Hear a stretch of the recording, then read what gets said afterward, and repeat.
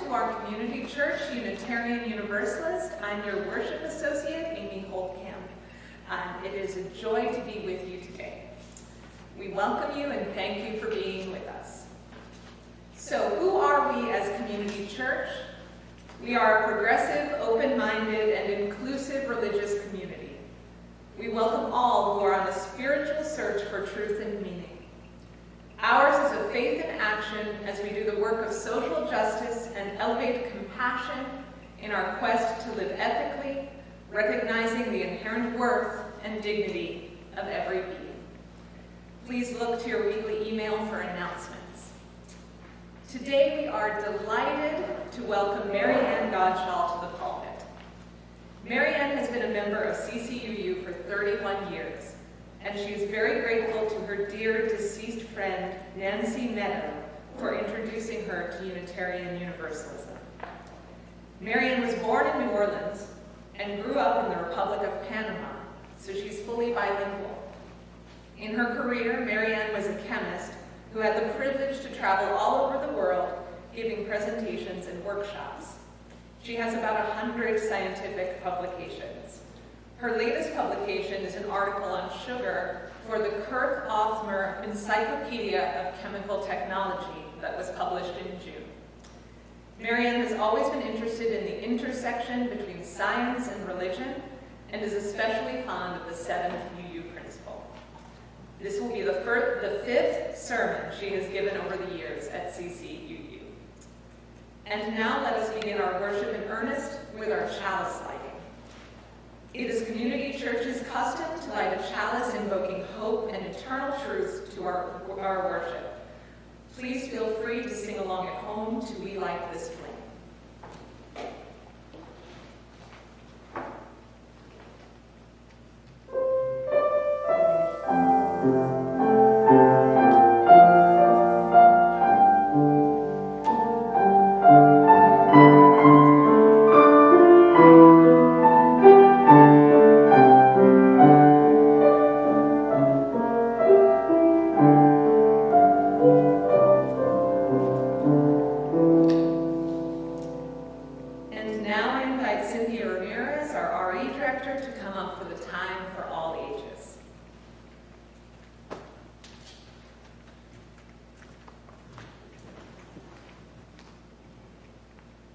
Good morning, everyone. Let me get my thing off here. I'm just very happy that Mary Ann gave me a chance to talk about Star Trek again. So, let me set the scene for you. So, The Next Generation began with Captain Picard and Q, who is an omnipotent being, mischievous omnipotent being, yes, Q, that is in judgment over humanity and whether or not they are worthy to go out into the universe and explore. So it began with that, and it ends with the trial again with Q and Picard. So this is the final scene of Next Generation, and how did humanity go through the 7 years with that? The episode is called All Good Things. Captain Picard. The last time I stood here was 7 years ago. Q. 7 years ago? How little do mortals understand time? Must you be so linear, Jean-Luc? Captain Picard. You accuse me of being a representative of a barbarous species. Q. I believe my exact words were dangerous, savage, child race. Q. What is going on here? Where is the anomaly? Q, pretending to be deaf. Where is my mommy? Well, I don't know. Picard. We are what we are, and we're doing the best we can. It is not for you to set the standards by which we should be judged. Oh, but it is, and we have. Time may be eternal, Captain, but our patience is not. It's time to put an end to your trek through the stars. Make room for a more worthy species. You're going to deny us travel through space? No, you obtuse piece of flotsam. You're to be denied existence. Humanity's faith has been sealed. you will be destroyed. Now, Q has given Picard the chance to answer 10 yes or no questions. Is it a Romulan plot, a plot to start a war? No and no. 5 down. That's only 4. Is it a Romulan plot? Is it a ploy to start a war? Those are separate questions. Did you create an anomaly? No, no, no. You're going to be surprised when you realize where it came from, if you ever figure it out. Are you responsible for shifting through time? I'll answer that question if you promise you won't tell anyone. Yes. Why? Sorry, that's not a yes or no question. You forward the rest of your questions. Now tell me one thing. This anomaly we're looking for, will it destroy humanity? You're forgetting, Jean-Luc. You destroyed humanity. It's time to put an end to your travel through the stars. I certainly hope this is the last time I find myself here. You just don't get it, do you, Jean-Luc? The trial never ends. We wanted to see if you had the ability to expand your mind and your horizons, and for one brief moment, you did. When I realized the paradox, exactly. For that one fraction of a second, you were open to options you never considered. That is an exploration that awaits you, not mapping stars and studying nebula, but charting the unknown possibilities of existence. You're not alone, you know. What you were and what you are will become will always be with you. The continuum didn't think you had it in you, Jean-Luc, but I knew you did. Are you saying it worked? We collapsed the anomaly? Is that all it meant to you, Jean-Luc? Just another spatial anomaly, just another day at the office? Did it work? Well, you're here, aren't you? You're talking to me, aren't you? What about my crew? The anomaly, my ship, my crew. I suppose you worry about your fish, too. If you put your mind at ease, you save humanity once again. Goodbye, Jean-Luc. I'm going to miss you. You have such potential, but then again, all good things must come to an end. You see this? This is you. I'm serious, right here. Life is about to form on the planet for the very first time. A group of amino acids are about to combine to form the first protein, the building blocks of what you call life. Strange, isn't it? Everything you know, your entire civilization all begins right here in this little pond of goo. Appropriate somehow, isn't it? Too bad you didn't bring your microscope. It is really quite fascinating. Oh, look, there you go. The amino acids are moving closer and closer and closer. Oh, nothing happened. See what you've done? After he realizes that the collapse of the anomaly happened, Jean-Luc says, thank you. For what? You had a hand in helping me get out of this. I was the only one that I was the one that put you into it. I directed from the continuum. The part about the helping hand was my idea. The trial never ended, Captain. We never reached a verdict, but now we have. You are guilty. Guilty of what? Of being inferior. 7 years ago, I said I'll be watching you, and we have been, hoping that your ape-like race would demonstrate some growth, give some indication that your minds have room for expansion. But what have we seen instead? You're worrying about Commander Riker's career, listening to Counselor Troy's pandemic cycle battle, indulging data in his witless exploration of humanity. We journeyed to countless new worlds. We contacted new species. We have expanded our understanding of the universe. In your own paltry, limited way, you have no idea how far you will have gone. You have to go. But instead of using the last 7 years to change and to grow, you have squandered them. 2 down, 1 to go. We demonstrated to you that mankind had become peaceful and benevolent.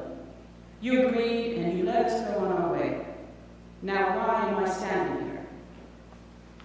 Oh, you'd like me to connect the dots for you, lead from one A to B to C, so that your puny mind could comprehend. How boring. I believed in you, and I thought you you had potential, but apparently I was wrong. May whatever God you believe in have mercy on your soul. This court stands adjourned. In any case, I'll be watching.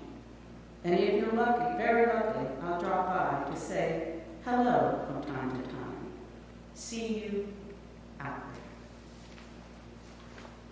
there. Yeah.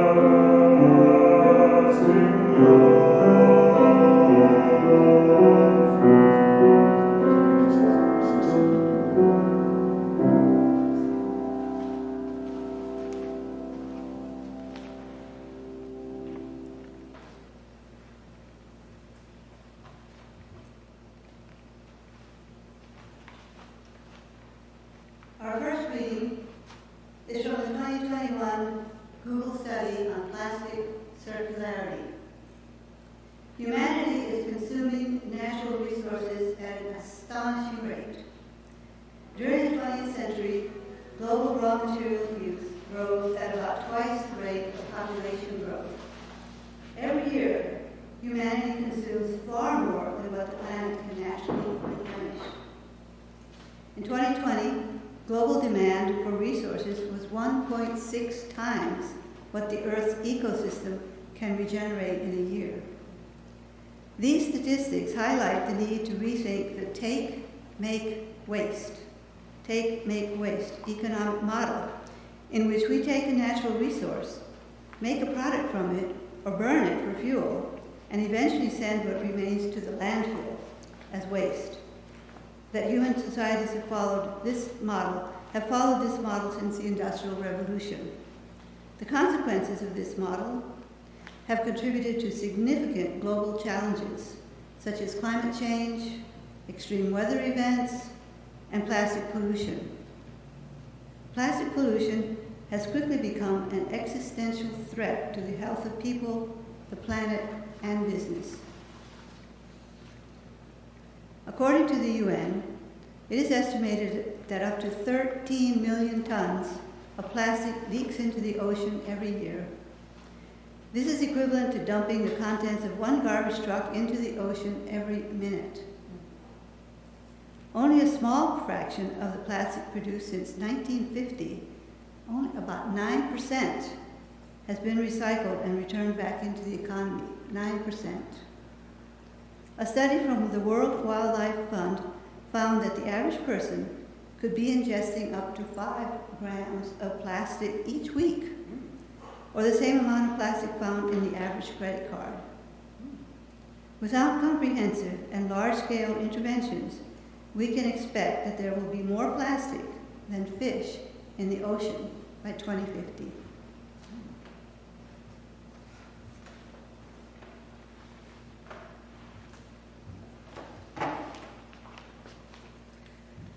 Now is our sacred time of joys and sorrows. Please write your joys and sorrows in the comments section to be read aloud after our musical interlude.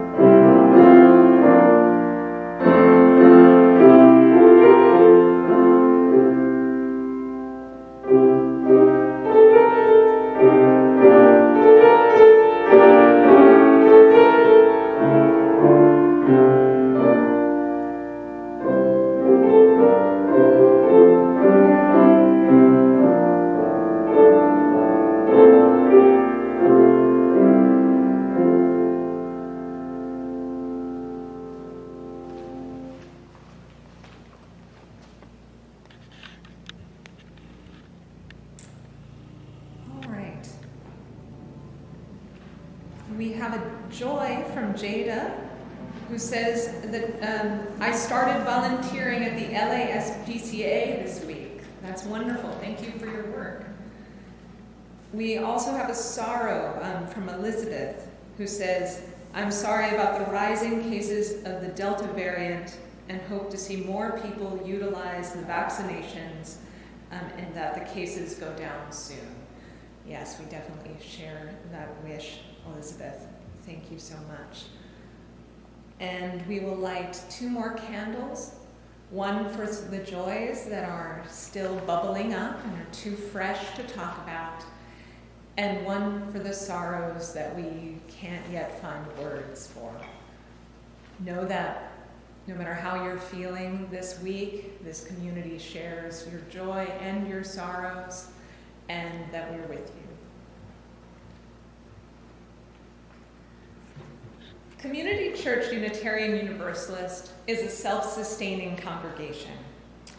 Members and friends' generosity help us to do the sacred work of bringing justice, spirituality, and compassion to our community and beyond. You can give online at ccuunola.org/stewardship or by text at 504-370-2659. Just text GIVE to that number and you'll be prompted to do so. You can also send a check to CCUU at 6690 Fleur-de-Lis Drive, New Orleans, Louisiana, 70124. And you can give in person, hopefully soon. Sorry about that. But we do thank you so much for your support, and we can't do any of this without you and without each other. Thank you.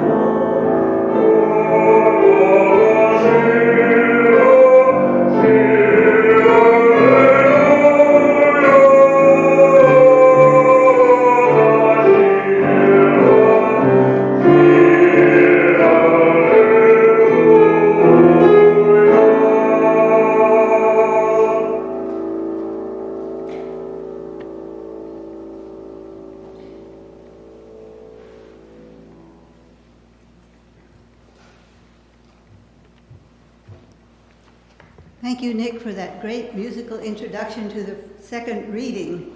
The second reading is from Genesis chapter 1, verse 26 to 28, from the New King James Version.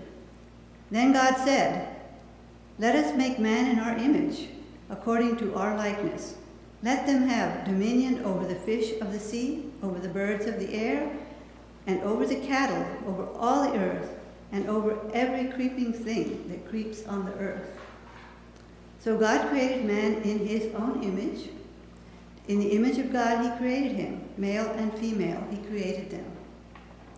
Then God blessed them, and God said to them, "Be fruitful and multiply. Fill the earth and subdue it. Have dominion over the fish of the sea, over the birds of the air, and over every living thing that moves on the earth."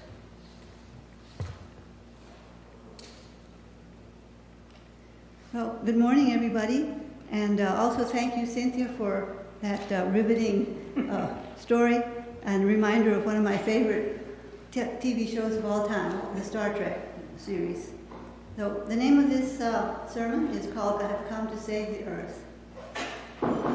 In the 1951 film, "The Day the Earth Stood Still," Klaatu, an alien emissary in human form, tells Helen, the young scientist who's trying to save him, rescue him, get him away from government officials, "I have come to save the earth." Helen is elated to hear of his mission, but she has misunderstood him. It's just the opposite. He has come to destroy humanity. He tells her, "If the earth dies, you die. If you die, the earth survives." In the 1951 version of this movie, the original, the perceived threat of oblivion was the atomic bomb and warring human factions. In the 2008 remake, the danger was to the beauty of the earth and its animals. The Interplanetary Commission had determined that Earth and its teeming life were a rarity in the universe and worth saving. Eventually, Klaatu is convinced that humans could be redeemed, and he departs, leaving Earth to its destiny. So the question is, how did we do? What would Klaatu think if he came back? I think that he would think we didn't do too well. The climate is changing, fires and floods are raging around the globe, the glaciers are melting, the sea is rising, and species are going extinct at an alarming rate. So how will we humans save the earth? From Genesis, we learned that God told Adam and Eve, "Be fruitful and multiply, fill the earth and subdue it, have dominion over the earth and every living thing that moves on the earth." And boy, did we do that. We did that. There are now 7.8 billion of us on this planet, and we are using up the planet's resources at an unsustainable rate. How did this happen? For one thing, we very faithfully followed the Bible's exhortation to take dominion over the planet. But we failed to be good stewards. We did not see the interconnectedness, because the world seems so vast, so filled with endless resources there for the taking, that we thought it would never run out. And we ended up fouling our air, our water, and our soil. We cut down our forests and our jungles, and we drained our wetlands. And in the process, we ended up endangering all life, including our own. Our disposable culture has only exacerbated resource scarcity and pollution. I recommend reading Pope Francis's latest encyclical called Laudate Si, on the care of our common home. There could not be a greater contrast to the Genesis reading than this encyclical. And the Pope has actually launched a worldwide action platform based on his encyclical. And there are lots and lots of other action plans in the works. So I had written most of this sermon before the United Nations Intergovernmental Panel on Climate Change released their 1,300-page report. It was released, as far as I can tell, this week on August 8th. One commentator referred to it as jaw-dropping. They called it a code red for humanity. One of the co-authors said, "It's just guaranteed to get worse. Nowhere to run, nowhere to hide." And that was really discouraging, I thought. But let's carry on and see where this message will take us. And then we can circle back to the United Nations report. How did we get here? Well, I've already alluded to that. And so I will just mention two things in more detail that got us here, and that's carbon dioxide and plastic. Let's start with plastics. In the 1967 movie, The Graduate, there's a famous scene in which Mr. McGuire tells young Ben Braddock, who just graduated from college, that the future is in plastics. He tells him, quote, "I want to say just one word to you. Are you listening? Plastics. There is a great future in plastics. Think about it. Will you think about it?" So the hapless Ben, of course, what could he say? He said yes, he would think about it. But those of us who were in those days, in our early 20s, who saw the movie in 1967, knew that Ben would not consider this at all. And we thought it was just silly foolishness, that Mr. McGuire was an old blowhard. But Mr. McGuire was prophetic. From that time forward, there has been an explosion in the use of plastic for everything, absolutely everything. From packaging to construction and everything in between, it's made of plastic.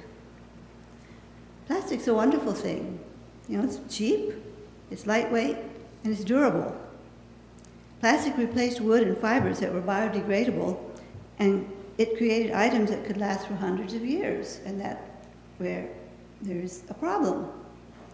The oceans are now clogged with plastic waste. I think we have all heard horror stories about ocean plastic and plastic on the beaches around the world. We worry about micro and nanoplastic particles in our food and in our bodies, and we don't really know what the health consequences of that are. I just read recently that there's some thought that these change the membrane of the cells. It distorts them. That doesn't sound good, but we don't really know. And just to make the point, the United States is the largest producer of plastic waste in the world.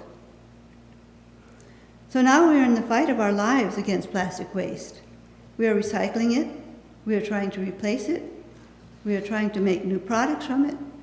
And there is really actually a huge amount of activity in this area going on right now all over the world. More about that a little later.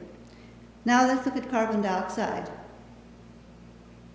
CO2 emissions are heating up the earth and are the driver of global warming. I don't know if you all remember that the goal to mitigate climate change is to limit global warming to 1.5 degrees Celsius over pre-industrial levels. That 1.5 degrees Celsius translates to only 2.7 degrees Fahrenheit, to bring it into terms that are familiar to us. And according to reports, we've already warmed by 2 degrees Fahrenheit. But this seems like such a tiny amount and shows how finely balanced the climate and the Earth is, that can make such a big difference. The UN climate report attributes this heating exclusively to human activity. We have pumped petroleum out of the ground and turned it into plastics and fuel, which burns and gives off CO2. We have been deforesting the jungles. Trees take in carbon dioxide, but we are losing our trees at an alarming rate. The Amazon rainforest used to be called the lungs of the earth because it soaked up so much carbon dioxide. But because it is being deforested for agriculture and to raise cattle, and is actually being deliberately set on fire to clear land, it was reported in June of this year that the Amazon has reached a terrible, tragic tipping point. The Amazon is now a net emitter of carbon dioxide, rather than the vast CO2 sink it used to be. And this has very bad implications for the future of Earth's climate, because it will lead to a drier and hotter world. Evidently, the Amazon jungle, there was some kind of feedback mechanism where it brought rain into the area, and just that's going to stop. And things will be drier, more droughts, and we already have a lot of drought in the world. Our seventh UU principle states, respect for the interdependent web of all existence of which we are a part. That could hardly be more simple, and yet it's very profound. I believe that our efforts to save the earth are inextricably bound to the idea of interdependence and interconnectedness, and that the more the world recognizes this, the better chance we will have to create meaningful change in the environment. We may not go back to how it was before. The UN report says that, but we have to try to stop it getting any worse. So what is going on right now? The global war to save the earth is being fought on many fronts. Paper usage has gone way down, so fewer trees are being cut down. People are eating less meat and switching to more plant-based alternatives. There are tree planting initiatives all over. In Africa, they want to plant 1 million trees. I forget the country. In Europe, they want to add 1 billion more trees to their forests. In Louisiana, we are planting cypress trees and other trees to prevent land loss, and it will help with CO2 capture. In Canada, they have found out that poplar trees can actually clean up municipal wastewater, and they love it, and they grow bigger than ever. And so there's going to be a feedback there where they'll use these poplar trees to make other things, plastic equivalents. Grocery stores in Europe and Asia are cutting way back on plastic packaging and signage. Cities in the US and elsewhere in Asia and Europe are experimenting with banning plastic grocery bags. Europe seems to be far ahead of the US in that respect. But it's a slow process. In the case of plastic, I think that all of the products in the case of plastic, think of all the products and practices that have to be changed to get away from plastic. All the companies that have to switch over their processes to more sustainable products, one thing at a time. And yet, dozens and dozens of companies are doing just that. And there's almost no country in the world that has not stepped up its efforts to control plastic and carbon dioxide pollution and is initiating plans for environmental care and sustainability. The big investment website Morningstar, they have started rating companies for something they call ESG, environmental, social, and governance practices. So you can actually use that information when you make your investment choices. The global fight of many companies, countries, and individuals to save the earth vividly shows our interconnectedness, even when we don't necessarily know what other players are doing. But what will take the place of plastic, and how will we get CO2 under control? Around the world, companies are racing to create biodegradable plastics from biomass, from wood, sugarcane bagasse, algae, and in fermentation tanks from sugar solutions where little bacteria thrive and they poop out plastic. They poop out biodegradable plastic, which can then be harvested to make biodegradable plastic products. Nature is wonderful that way. Nature always gives us a solution, I think. Anyway, there's also a lot of work being done on how to reuse or upcycle waste plastic in what is now called the circular economy, in which ideally no waste is produced. And that's what the Google report was about that I read at the beginning. Likewise, the world is struggling to figure out how to control and decrease CO2 emissions. It may come as a surprise to realize that the burning of fossil fuel is not the only source of CO2 in the atmosphere. For example, food production accounts for more than 1/3 of global greenhouse emissions. And the textile industry accounts for another 10% of global carbon emissions. So these systems need to be fixed. In France, people are now recycling waste fabric and textiles. Maybe that's the first, I think, in the world, but that's just a small start. But at least it's a start. Electric cars are a big advance in reducing petroleum use, so are wind farms and solar panels. There's still a lot of work on developing what are called biofuels, such as biodiesel from plant oils and bioethanol from corn or sugar. But these products still produce CO2 when they are burned, although much of it can be offset or is offset by the plants, the corn and the oil seeds and whatnot, that produce the ingredients that go into making biofuel. There's research on techniques for carbon capture at polluting sites such as power plants and the big chemical plants that we find along the Mississippi River in Louisiana. They're emitting huge amounts of carbon dioxide. But although there's research on carbon capture, it's in its infancy. And so far it's difficult and expensive to do. But I think if we were to start charging every company for the carbon they emit, we would see huge advance. Things would start to clear up quickly. And there's some talk about that, but it can get political and whatnot. So we need a global commitment, and I think the UN report on climate change will spur this on. I think the ultimate goal is that we human beings, all 7.8 billion of us, need to develop a custodial relationship with the earth. So as I come to a close, I want to get back to the UN climate report. It described 5 possible future scenarios based on how much the world reduces carbon emissions. It ranges from scenario number 1, a future with incredibly large and quick pollution cuts. This is the best possible result, but I don't think it's going to happen. Not soon. Scenario number 2 is one with intense pollution cuts. Scenario number 3 is one with moderate cuts. In scenario number 4, the small pollution reductions that we are currently doing continue and increase. And scenario 5 is a continued increase in carbon pollution. This scenario, scenario 5, has been described as business as usual and is, of course, the worst possible outcome.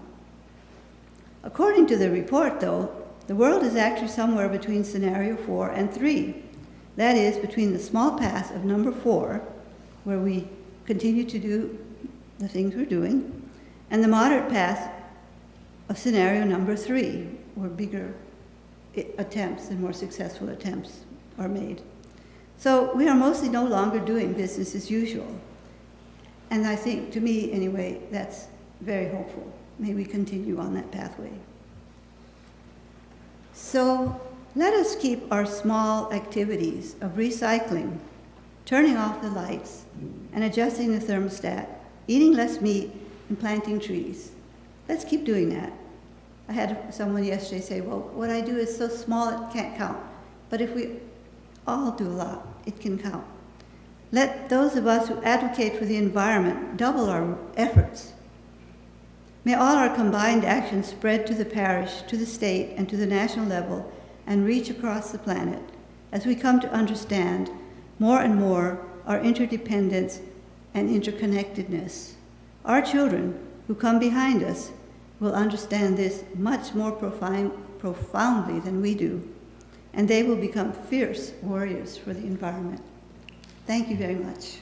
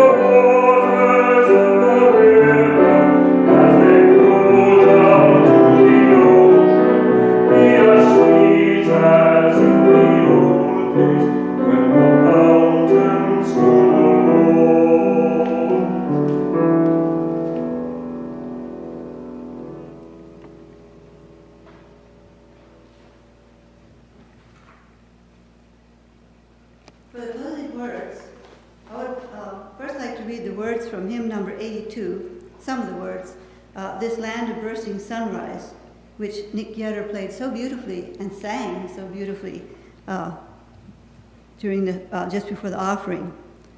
This land of open vistas, life rooted deep and free, thy canyon plains, thou mountains vast, plumb earth's immensity.